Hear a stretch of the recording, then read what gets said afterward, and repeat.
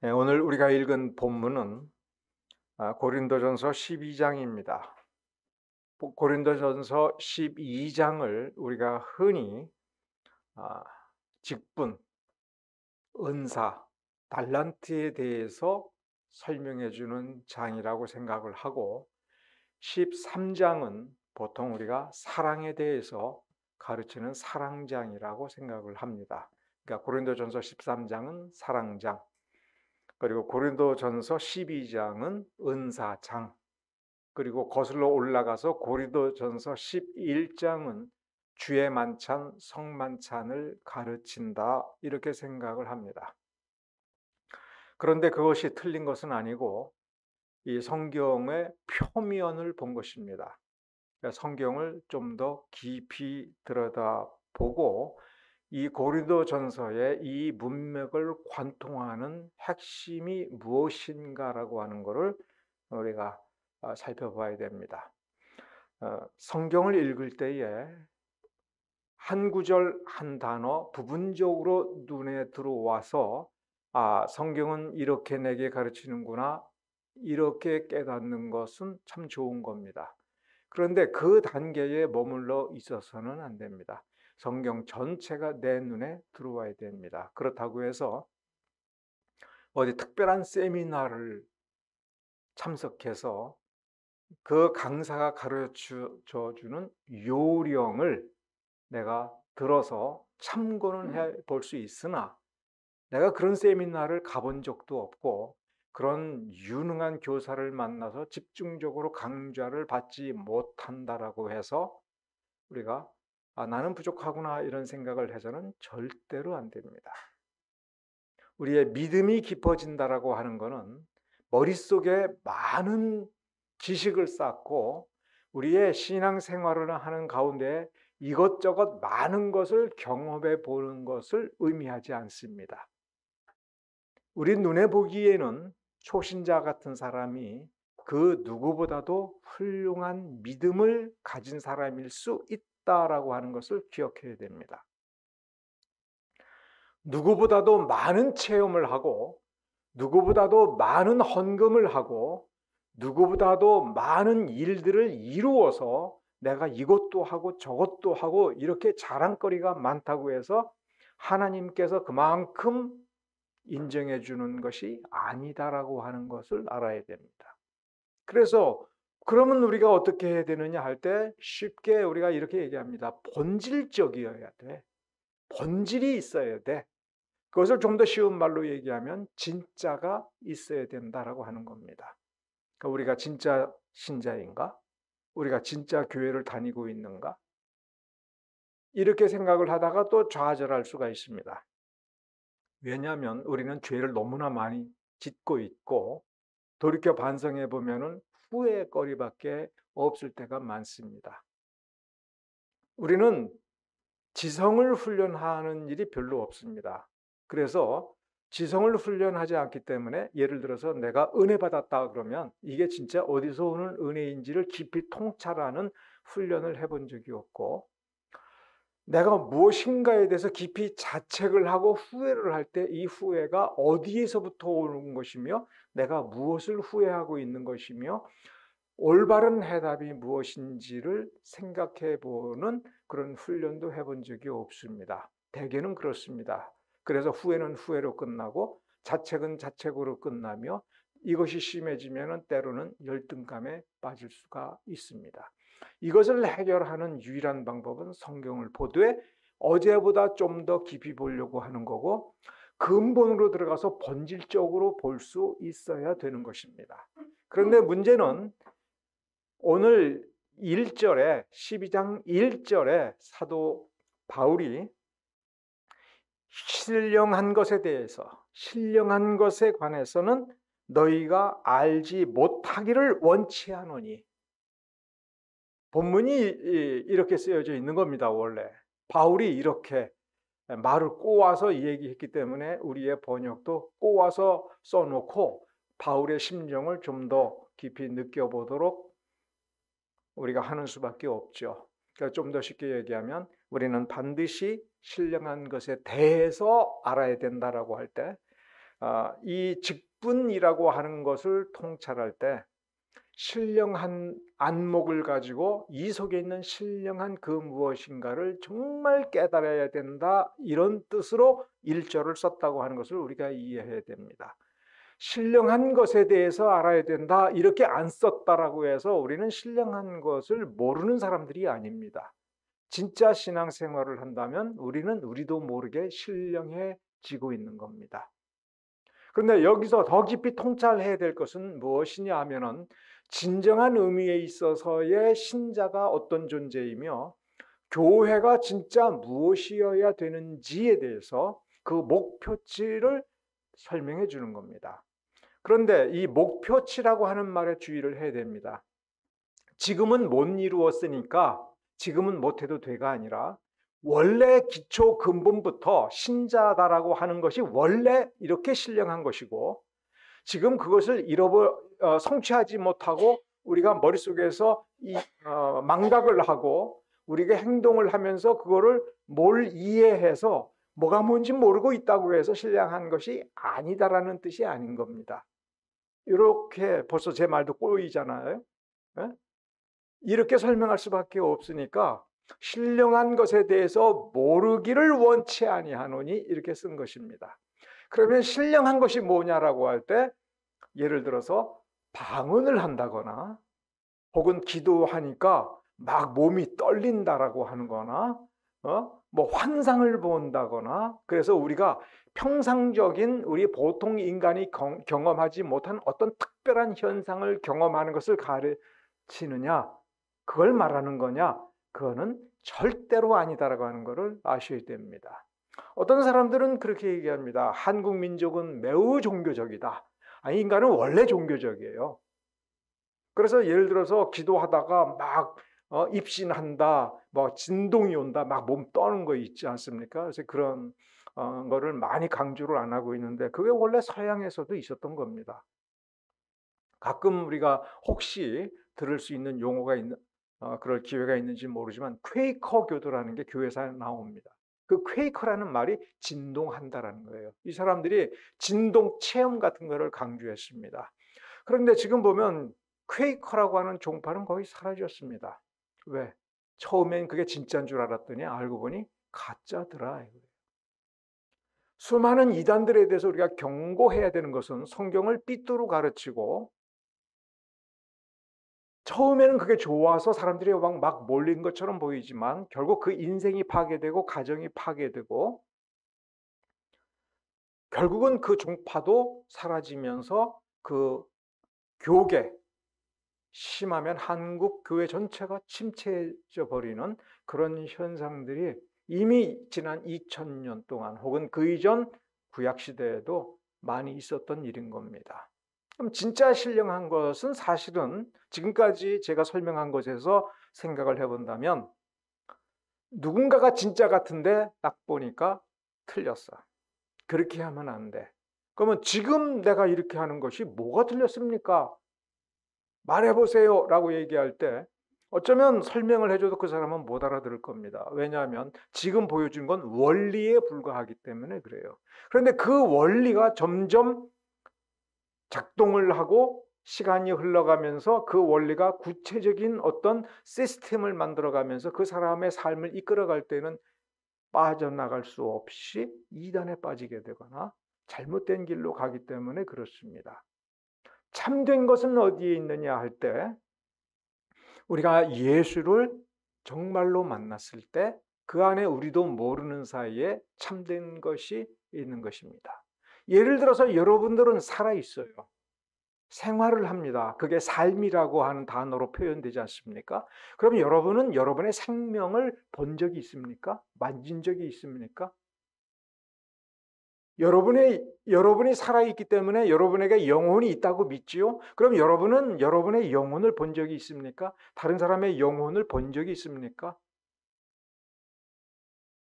우리가 본 적은 없고 만져본 적도 없고 확인해 본 적은 없으나 분명히 살아서 움직이고 밥을 먹고 희노애락을 느끼는 걸 보면 분명히 살아있고 살아있으면 영혼이 있다라고 우리가 믿고 있는 겁니다.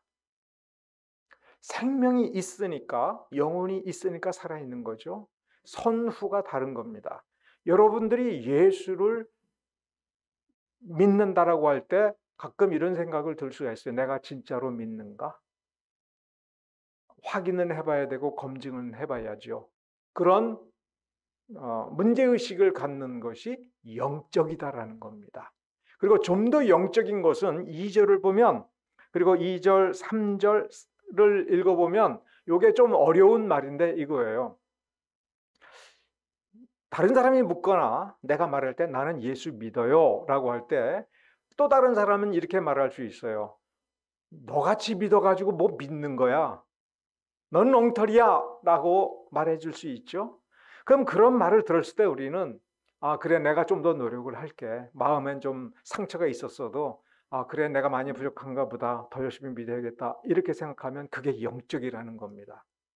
그러면 내가 또 다른 사람이라고 쳤을 때 내가 다른 사람을 보고 너 그따위로 믿으면 안 돼 라고 할 때 속에 가시가 있어서는 안 된다는 거예요. 이건 영적이지 않은 겁니다.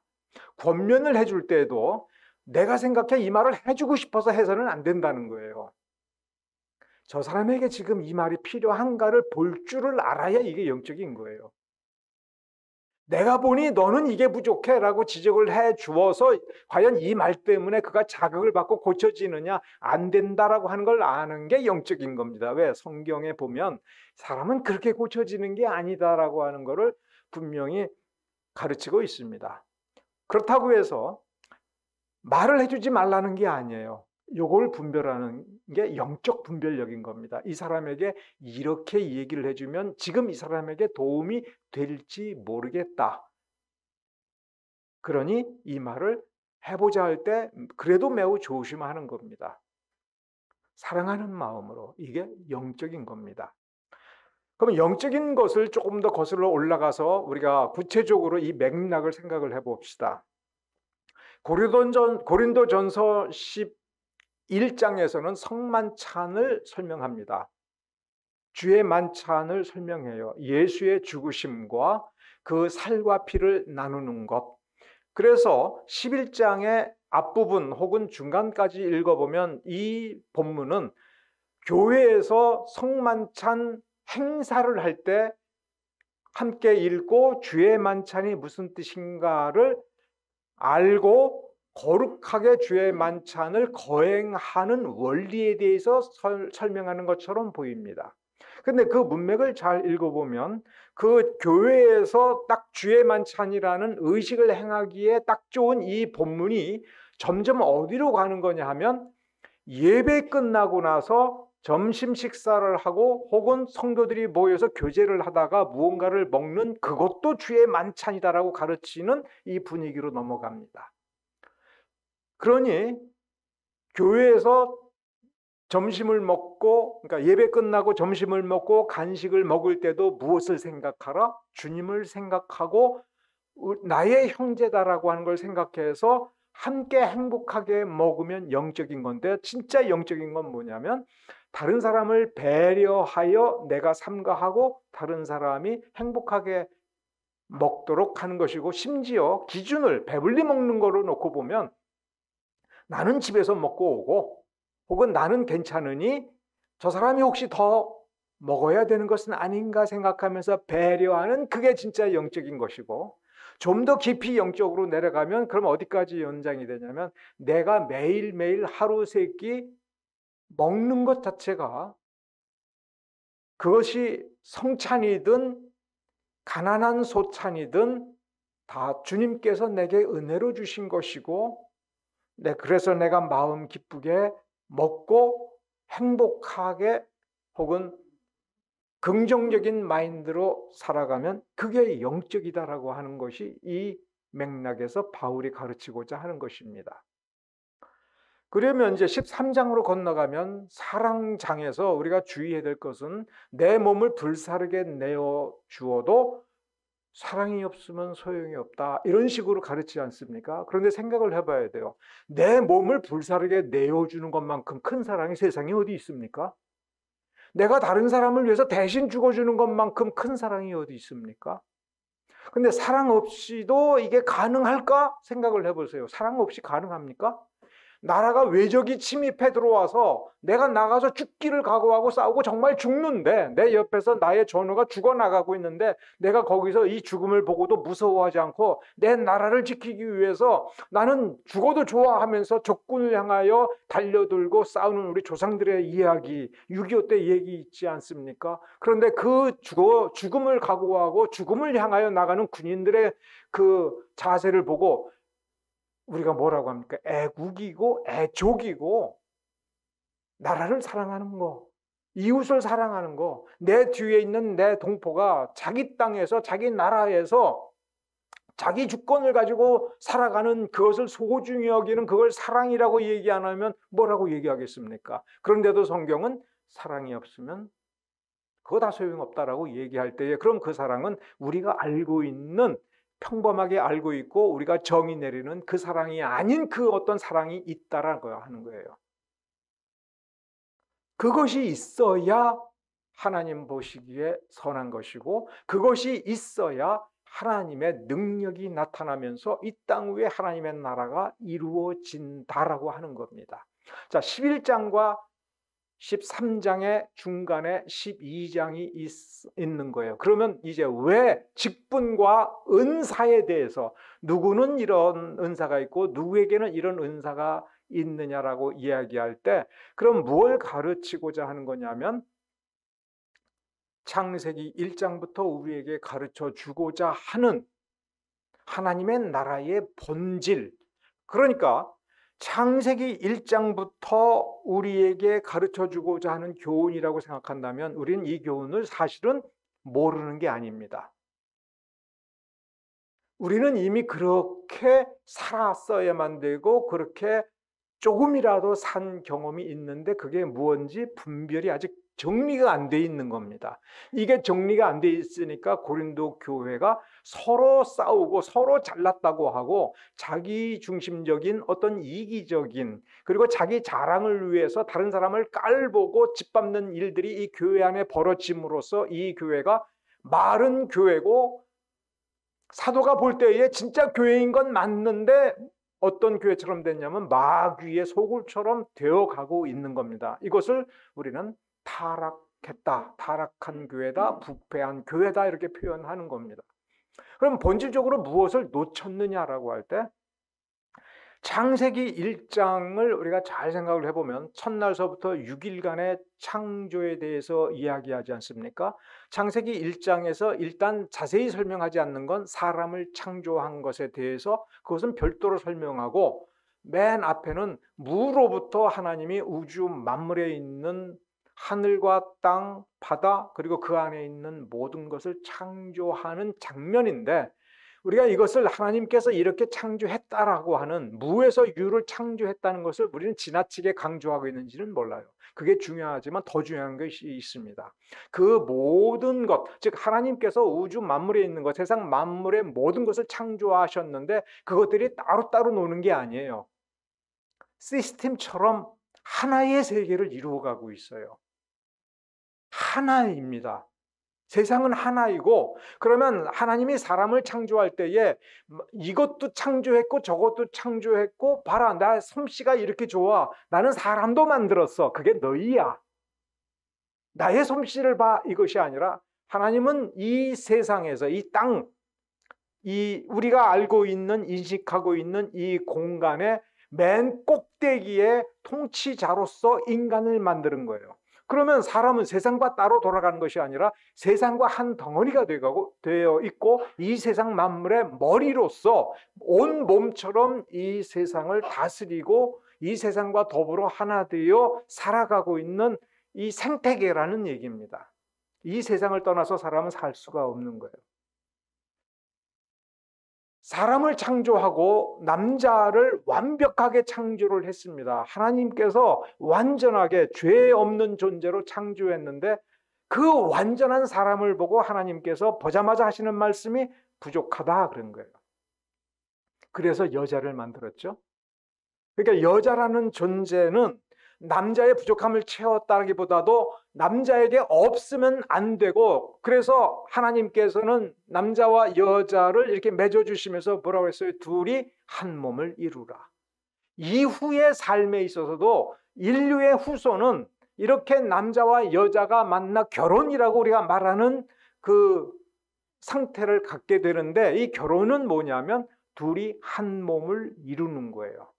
여기에서 하나님의 말씀이 아주 신묘합니다. 어떻게 신묘하냐면, 남자는 부모를 떠나서라고 그랬어요. 그러면 떠나는 건 우리가 등지고 관계를 끊는다라고 이해할 수 있지 않습니까? 그런데 우리가 가만히 생각해 보세요. 본질을 보세요.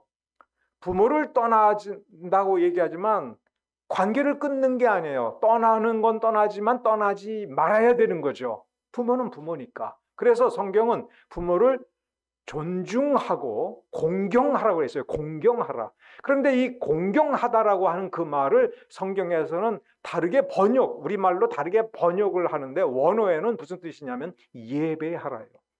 우상숭배하지 말라는데 하나님만 예배하라고 하는데, 그 예배라는 단어를 가지고 내 부모를 예배하라 이런 식으로 쓴 건데, 우리가 이거는 오해의 여지가 너무 크니까 공경하라라고 번역을 한 겁니다.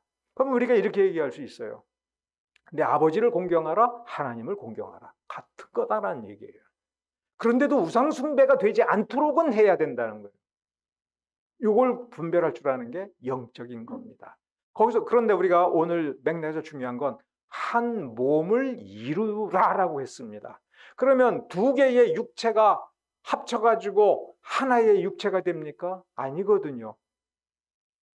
겉모습을 보면 남남이에요. 그래서 우리 한국에서는 옛날부터 여자가 시집을 온다 하더라도 자기 성씨는 그대로 가지고 있지 않습니까? 김씨 집안에 박씨 집안에 타성바지가 하나가 들어오는 거예요. 그건 남인 거예요. 그렇지만 남이라고 생각하지 않고 하나라고 생각하지 않습니까? 희노애락을 함께 느끼고 나중에 보면 마치 영혼이 서로 결탁이 된 것처럼, 맞습니다. 별개의 두 사람이지만 한 사람인 것처럼 되는 것. 왜 창세기 1장, 2장 그리고 3장에서 이것을 가르치느냐 할 때, 여러분은 우리 기독교가 유대교와 다른 점이 뭡니까? 유대교는 삼위일체를 안 믿습니다. 이슬람도 삼위일체를 안 믿습니다. 예수를 믿는다는 것이 중요한 것이 아니라 삼위일체를 믿고 그 중에 제2격, 두 번째 위격의 하나님이 우리에게 육신을 입고 오셔서 예수 그리스도라고 우리가 부를 수 있게 해준 것. 그래서 요한복음 1장에는 원래 로고스가 있는데 사람의 육신을 입고 사람에게 왔다라고 할 때 바로 영이신 하나님 삼위 중에 제2위격인 그분이 우리에게 오신 거예요. 그래서 정통 기독교 신앙이라고 하는 것은 뭐냐면, 우리가 알고 있는 그 예수, 성경이 우리에게 믿으라고 하는 그 예수는 하나님인 동시에 사람이다. 하나님이면서 사람이다라고 믿는 거예요. 하나님과 사람이 하나가 되는 거예요. 우리가 이것을 왜 믿어야 돼요?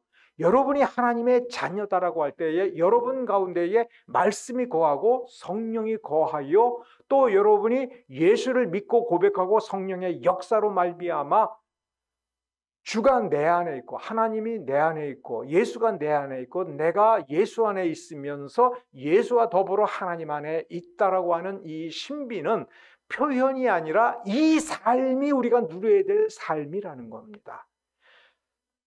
그거를 이해하기 위해서 먼저 비슷한 게 뭐냐면, 남자와 여자가 결혼하여 한 몸이 되는 것. 하나, 단순히 우리 한국에서 얘기하는 하나가 아니라 한 몸이다.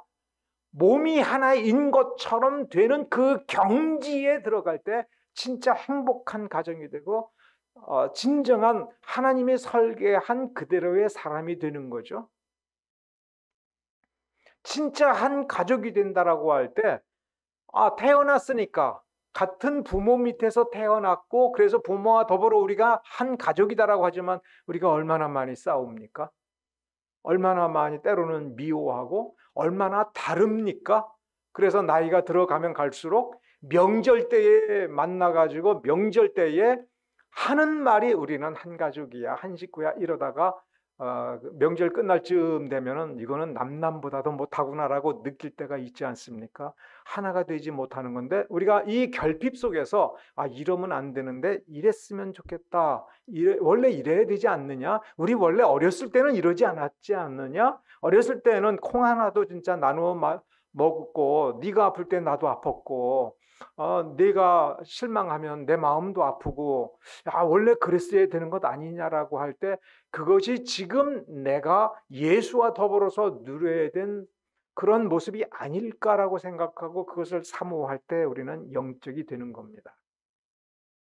성경은 뭐라고 가르치느냐 하면 우리가 예수를 믿었을 때에 나는 예수의 신부가 될 뿐만 아니라 몸된 교회, 예수 그리스도의 몸을 이루어가는 몸된 지체다라고 하는 것을 우리가 믿고 고백을 합니다. 왜냐하면 성경은 그렇게 가르치니까. 이렇게 예수를 나의 주로 고백하고 예수는 나의 머리이다. 그래서 성경은 남자는 여자의 머리라 이렇게 얘기하는데 이건 남존여비를 가르치려고 하는 게 아니라 이 성경의 진리를 가르치려고 하는 것이 이 표현이다라고 생각하는 게 지금 성경을 이해하는 가장 정확한 겁니다. 여자가 남자를 자신의 머리인 것처럼 생각을 한번 해보면 우리는 비슷한 게 뭐였냐? 우리의 머리가 예수 그리스도라는 그러면 어떻게 해야 되는 거구나라고 한 걸 조금 감을 잡으면서 성경을 보면 조금씩 열려지는 거고 그래서 충분히 성경을 알면 하나님은 우리를 평등하게 만드셨고 하나 되게 하셨고 그것이 무엇인지를 알게 하는 겁니다. 오늘 좀 서론이 오늘도 길었는데 이게 왜 이렇게 길 수밖에 없느냐면 12장의 직분을 말하는 이유가 너희들은 이와 같은 사람인데 그러면 구체적으로 우리가 교회를 다닌다라고 할 때 그러면 우리는 각자는 어떤 존재냐라고 하는 걸 설명하는 겁니다. 중요한 건 은혜 받았다는 겁니다. 그런데 은혜 받았다고 하는 것을 마치 내가 기도하니까 뭔가 나한테 임해져 가지고 내가 어떤 특별한 신비로운 무언가를 느꼈다가 아니라 그거는 하나의 현상일 수가 있고 그 현상을 감지하지 못할 수가 있고 그런 현상이 없을 수가 있는데 본질은 뭐냐면 하나됨에 있다. 예수와 하나가 되고 예수로 말미암아 예수께서 이렇게 하나 된 사람들을 불러 모아서 하나의 교회를 이룰 때에 마태복음 16장 16절서부터 18절을 보면 이렇게 진리교회를 만들 때에 이건 누가 만들었느냐 할 때 하나님이 만드는 거다. 그러면 우리는 이렇게 생각할 수 있어요. 아니요, 우리가 모였지 않습니까? 할 때에 이건 사람들이 모인 거예요. 고린도전서 11장에 보면 교회라는 용어가 나오지 않고 교회의 의식, 주의 만찬 이렇게 설명하지 않습니다. 모였을 때에 이렇게 얘기합니다. 교회로 모였을 때에도 모임이고 가족이 모였을 때도 모임이고 주의 백성들은 항상 이렇게 둘 이상 모이고 둘 셋이 모였을 때의 그 모임에 항상 주님이 함께 하시는 것은 주님께서 내 안에 계시기 때문에 그래요. 그러면 이렇게 함께 나눔이 있어서 정말 정식으로 교회를 시작하게 하신 이는 예수님이시다라는 거예요. 이 진리교회를 시작하게 하신 이는 이와 같이 예수님인데 이것 자체에 이미 은혜가 있는 것이고 은혜가 주어진다라고 할 때는 그의 존재, 본질이 바뀌었다는 겁니다. 무엇에 어떤 현상이 있어서가 아니라 내가 누구냐라고 하는 걸 아는 거예요. 그래서 오늘 읽은 본문만 보더라도 이 본문만 있는 게 아니라 13절서부터도 좀 길게 뒤에 있는데 우리가 먼저 깨달아야 될 핵심은 뭐냐면 우리가 무슨 은사가 있느냐, 너의 은사가 뭐냐, 이 은사장에 있는데 이 중에 해당하는 게 당신은 뭐냐, 나는 뭐다. 그럼 은사는 하나만 받는 거냐, 두 개 받는 거냐, 막 이렇게 얘기할 때 이거 다 본질이 아니라는 거예요. 진짜 본질은 부르심을 받고 예수를 고백했으면 의심하지 말고 그에게 은혜가 있다고 하는 걸 생각해 보면 그의 존재는 이와 같이 값어치가 있다. 그래서 우리가 핵심적으로 간파해야 될 건 은사는 하나님께서 선물로 준 거예요. 근데 인간적인 사람들은 네 은사가 좋은 거냐, 내 은사는 조금 값어치가 떨어지는 거냐, 네 은사가 센 거냐, 내 은사는 약한 거냐. 돈 계산을 잘하는 은사가 있어? 그러면 재물을 봐. 중요한 직책이네. 장로의 은사가 있네. 그러니까 너는 이것도 저것도 아니니까 그냥 시키는 대로 해. 너는 별거 아니구나. 이거를 깨뜨려 버리는 게 영적이다라는 겁니다. 가장 별 볼 일 없는 사람, 혹은 예를 들어서 구체적으로 이 본문뿐만 아니라 12장 전체에서 나오는 핵심 중에 하나가 이거예요. 뭘 잘 못하는 사람이 있고 힘이 약한 사람이 있습니다. 그 사람을 도우라고 힘센 사람이 이 공동체 안에 있는 겁니다. 말씀을 맡아서 열심히 신학 공부를 해가지고 목사가 됐어요. 그럼 너희들은 다 말씀 모르니까 내 말 들어. 이런 식의 태도를 갖는 건 하나님 보시기에 진짜 영적인 것이 아니라는 얘기입니다. 모든 은사는 나를 자부심을 갖게 만들거나 나의 역할을 더 중요한 일을 하게 해서 중요한 사람이 되게 하는 데에 있는 것이 아니라 다른 사람을 섬기게 하는 데에 하나님의 목적이 있다. 그래서 제일 좋은 사람이 누구냐라고 하는 걸 역설적으로 따져보면 은사가 제일 약하고 은사다운 은사가 없는 사람이고 힘도 약하고 배운 바도 없고 할 줄 아는 것도 변변치 못한 사람은 소중하게 돌보라. 성경의 다른 곳 복음서의 뒷부분에 일반적으로 가르치는 내용이 뭡니까? 약한 자를 돌보라. 구약에서도 본질이 뭐예요? 고아와 과부, 나그네를 돌보고 그들을 섬겨라. 그들을 어떻게 하라고요? 환대하라.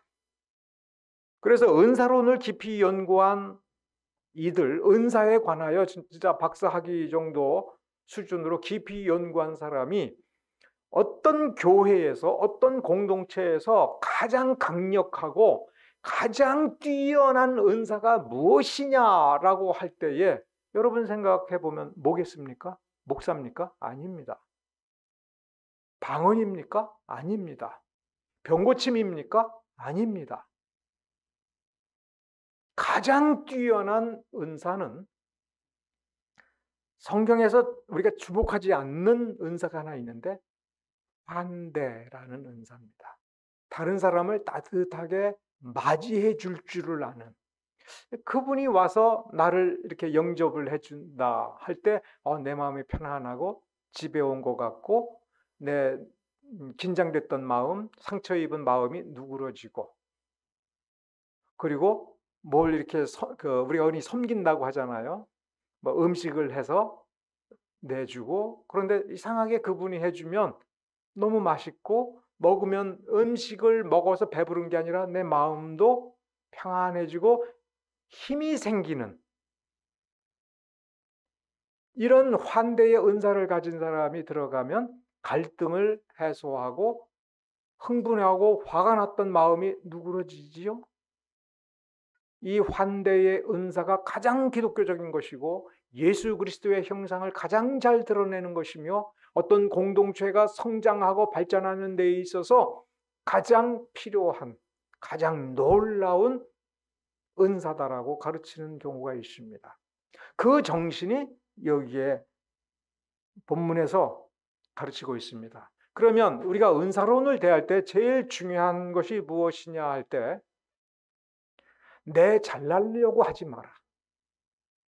내가 인정받으려고 하지 마라.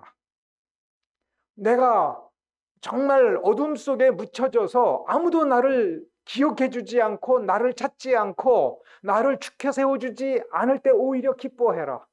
그렇게 해서 내가 낮아지고 잊혀지면 주님께서 너를 높일 거다.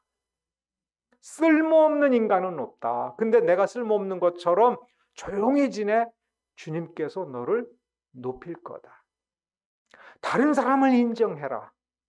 다른 사람이 얼마나 소중한 존재인지를, 그래서 내가 뭔가를 할 줄을 알고 뭔가 능력이 있고 내가 뭔가 예리하고 탁월하다면 그것을 가지고 다른 사람이 돋보이게 하고 다른 사람이 지금보다 더 행복하게 하고 다른 사람이 지금 가지고 있는 문제가 해결이 되어서 마음이 편안해지고 즐거워지는 것, 그래서 우리의 전체 분위기가 어떻게 되어야 되느냐 할 때 화기애애해지는 거예요. 그러려면 나서려고 하지 말아야 되겠죠. 자, 그러면 우리가 많은 지혜가, 많은 은사가 있고, 또 어떤 사람은 많은 지혜가 있고, 많은 능력이 있고, 많은 돈이 있고 할 때에 그래도 누군가가 나서서 지휘를 내서 너는 이거 하고, 너는 이거 하고 이렇게 가르쳐야 되지 않느냐 할 때 천만의 말씀. 교회는 그게 아니다. 예수께서 이 교회의 머리이시기 때문에, 머리니까 그분이 생각하시고 그분이 뜻이 있으니 그분이 나서서 알아서 할 것이고 너는 순종해야 된다. 영적인 것이다라고 하는 것이 무엇이냐 할 때 우리의 육적 본성을 억누르고 하나님이 원하는 그 뜻을 기쁨으로 순종하는 것이 진정으로 영적인 것이고, 그럴 때에 하나님의 나라가 이루어지는 거예요. 세상 나라는 권세로 이루고 잘난 사람이 휩쓸어버리고 끌고 가서 깃발을 세우고 사람을 불러 모으고 순종하게 만들어서 이루는 것이 세상 나라지만, 하나님의 나라는, 그리고 그 나라에 있는 하늘나라의 평강은 예수 그리스도의 희생, 그 살과 피로 이루는 것입니다. 예수께서 우리를 위해서 우리가 어떠한 때에 얼마나 죄로 물들어 있는지 말할 수 없이 부패되었을 때에 우리를 구원하기 위하여 십자가에 달려 죽으신 것, 자기 살과 피를 기꺼이 내어놓고 그 살과 피를 먹고 마셔서 내가 예비한 생명과 내가 준비한 은사들을 나누어 줄 테니 함께 누리고 행복해라 라고 하는 그 정신을 우리가 잊지 않고 그 정신대로 예수의 뜻을 이루어 나갈 줄 아는 사람이 영적인 것이고, 그 마음으로 하나가 된 교회가 영적 교회다라고 하는 겁니다. 이것이 성경적 교회입니다.